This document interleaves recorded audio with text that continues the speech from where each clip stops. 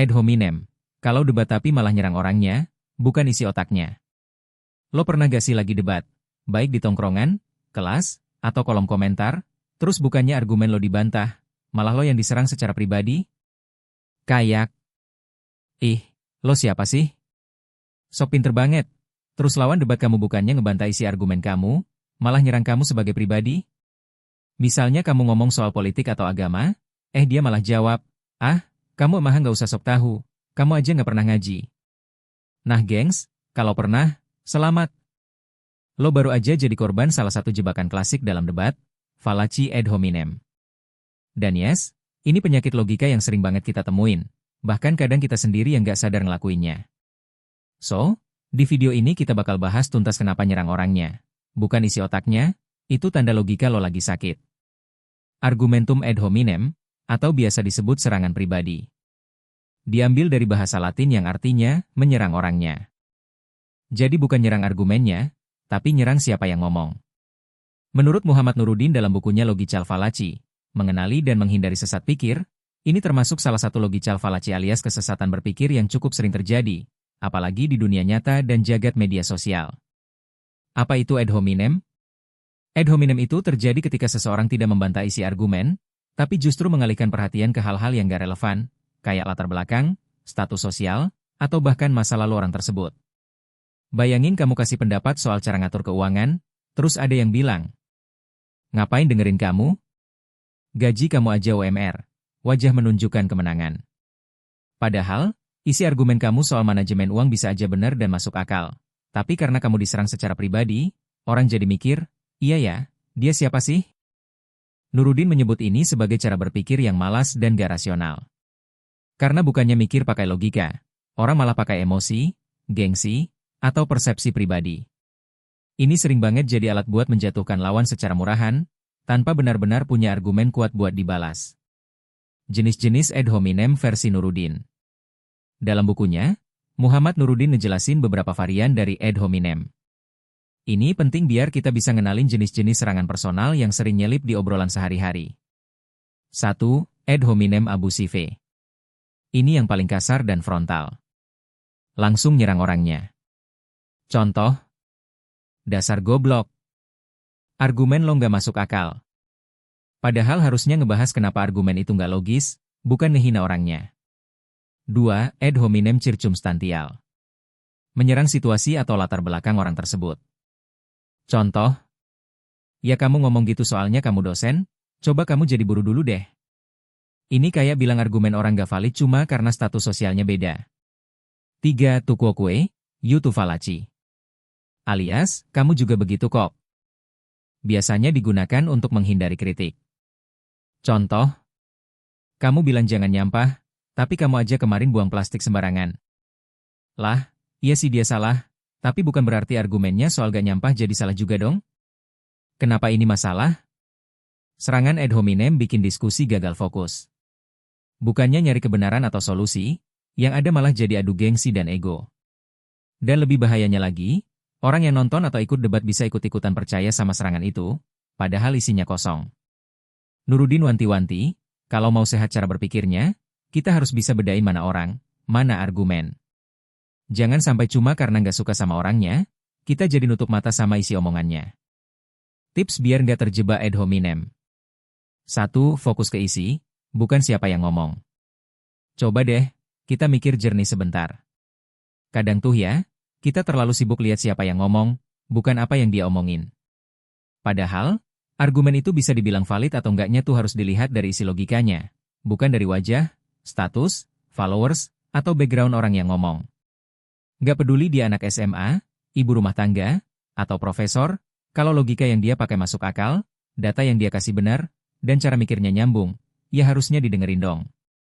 Jangan mentang-mentang dia bukan orang penting atau bukan circle kamu, terus kamu anggap omongannya nonsense. Masalahnya, banyak orang tuh gampang banget ngejudge isi argumen cuma karena dia gak suka sama yang ngomong. Misalnya, dia kan mantan koruptor, ngapain dengerin dia ngomong soal etika? Padahal, bisa aja poin yang dia sampaikan itu benar secara logis. Ya, mungkin orangnya pernah salah, tapi bukan berarti semua yang dia bilang salah juga dong. Itu kayak kamu nggak mau makan makanan enak cuma karena kamu nggak suka sama yang masak. Nggak nyambung, kan? Intinya gini, kita harus belajar pisahin antara argumen sama orangnya. Karena kalau kita terus-terusan nilai argumen dari siapa yang ngomong, bukan dari isi pikirannya, kita bakal sering kejebak sama sesat pikir. Bisa aja kita nelen omongan tokoh terkenal cuma karena dia populer, padahal logikanya amburadul. Atau sebaliknya, kita ngelewatin ide bagus cuma karena datang dari orang yang kurang terkenal. Nah, ini yang bikin diskusi jadi gak sehat dan jauh dari yang namanya objektif. Jadi, yuk mulai biasain ngecek dulu logika dan kebenaran dari apa yang disampaikan, tanpa bias sama siapa yang ngomong. Karena benar atau enggaknya suatu argumen itu ditentukan sama isinya, bukan sama siapa yang nyuarain. 2. Latih logika, tahan emosi. Gini ya, kadang kalau lagi debat, apalagi yang nyentuh topik sensitif kayak politik, agama, atau hal-hal yang dekat sama prinsip hidup, emosi tuh gampang banget naik ke ubun-ubun. Rasanya pengen banget langsung roasting lawan debat, bukan karena argumen dia salah, tapi karena dia ngeselin. Nah, di titik ini kamu harus waspada, karena ketika kamu lebih milih buat nyerang orangnya daripada ngebantai isinya, itu tandanya kamu udah mulai kehilangan arah logika. Tahan dulu, tarik napas. Jangan langsung ngegas cuma karena kamu ngerasa diserang atau nggak setuju. Justru disitulah letak ujian kedewasaan berpikir kamu.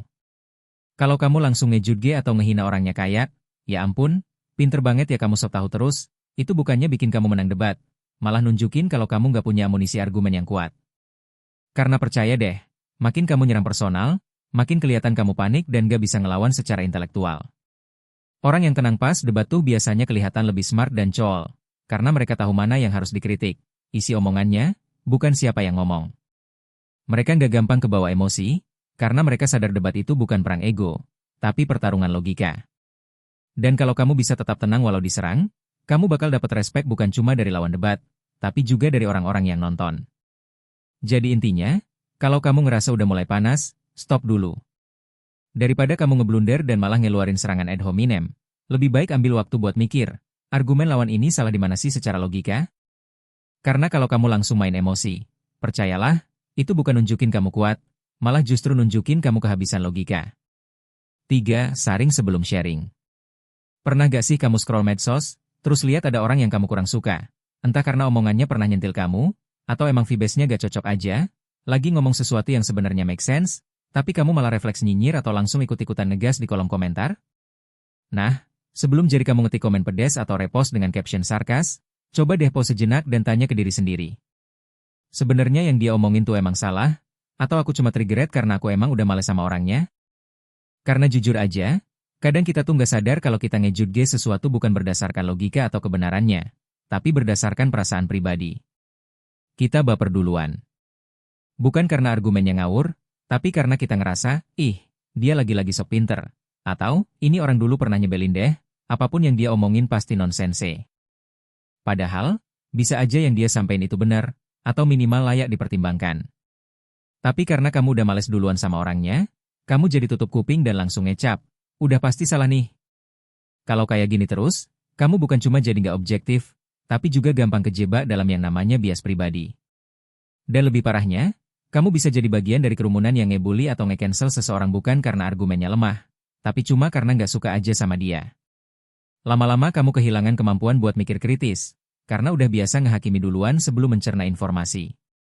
Jadi, yuk mulai belajar bedain mana yang logis dan mana yang cuma emosional. Jangan gampang ikut arus cuma karena banyak yang nyerang. Jadiin dirimu orang yang bisa nahan diri dan mikir, wait, ini bener-bener salah atau aku cuma sebel? Karena orang yang dewasa cara mikirnya itu bukan yang paling vokal, tapi yang paling tenang dan adil dalam menilai, bahkan terhadap orang yang dia nggak suka. Penutup, debat itu bukan ajang nyinyir. Kalau emang tujuan kita debat atau diskusi itu buat nyari kebenaran, bukan buat menang-menangan, cari validasi, apalagi pamer siapa yang paling pintar, maka kita harus belajar buat mainin kepala, bukan hati. Maksudnya, kita kudu mulai biasain diri buat debat dengan cara yang sehat, elegan, dan punya etika intelektual. Bukan yang isinya saling serang, saling sindir, atau adu volume suara. Etika intelektual itu kayak sopnya orang waras dalam debat. Kita fokus ke argumen, ke logika, ke fakta, bukan ke siapa yang ngomong atau seberapa ngeselin cara dia ngomong. Kalau lawan debat ngomong sesuatu yang menurut kamu nggak masuk akal, ya lawan aja pakai alasan yang logis, bukan dengan negas balik atau ngatain dia. Karena begitu kamu mulai debat pakai emosi doang, kamu udah kehilangan arah. Dan, kayak yang dijelasin sama Muhammad Nuruddin di buku Logical Fallacy, pola kayak gitu termasuk salah satu bentuk kesesatan berpikir, atau istilah kerennya, Logical Fallacy. Salah satu bentuk sesat pikir yang paling sering kejadian, apalagi di timeline X atau kolom komentar TikTok, adalah ad hominem, alias nyerang orangnya, bukan argumennya. Ini tuh kayak kamu dikasih fakta yang bisa diperdebatkan, tapi kamu malah balas dengan, "Ah, yang ngomong aja siapa?" Atau, "Ih, dia maha mulutnya nyebelin, gak usah didengerin." Padahal, yang disampaikan belum tentu salah.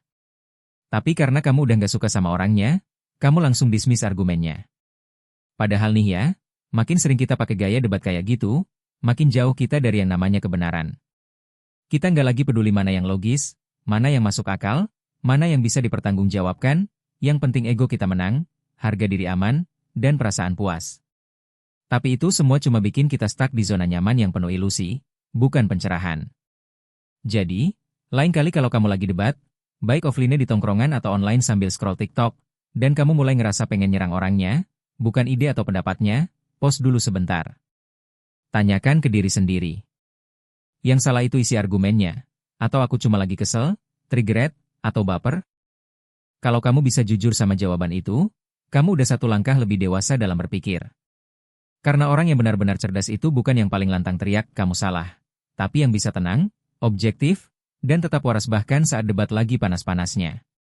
Jadi guys, next time lo lagi debat atau diskusi, baik online maupun offline nih, dan mulai pengen nyerang orangnya daripada ngebales argumennya, pause dulu.